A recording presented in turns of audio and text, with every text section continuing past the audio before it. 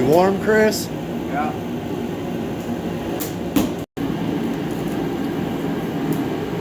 So, it's been getting cold up here in North Florida. I hope you can hear me, and if you can't, well, then you know what this heater actually sounds like in real time. So maybe crank up the headphones or sound or whatever. But we are attempting to warm up a 2-car garage with a 20-pound bottle and my brand new torpedo heater I just picked up.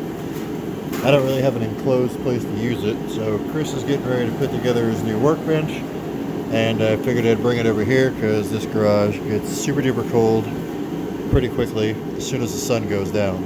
So this is the big one, the 30,000 to 60,000 BTU unit. It's pretty light, pretty compact. I just threw it in the back of the SUV with a tank and brought it over here directly.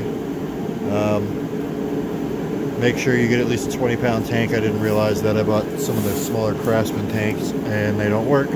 So you need a Big Daddy, or the small Big Daddy anyway. And we're heating up a 2-car garage. I'm in a hoodie and some jeans. We just cranked it up maybe 5 minutes ago. It's on low. And I'm sitting, I don't know, 10 foot away from it. It's blowing directly at me. Everybody in here is pretty warm. Dog's warm. I'm warm. It says it'll run for 5.5 hours on that tank full at like medium speed or something like that. So I don't think we'll be here. I won't be here that long.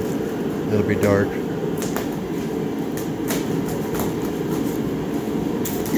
This has nothing to do with the video, but please don't chop my dog in half.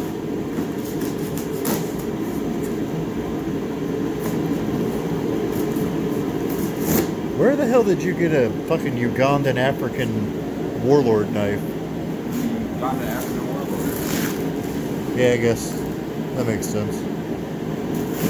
Anyway, in case you were wondering about buying one of those, they're basically on sale right now everywhere for some reason. Pretty cheap.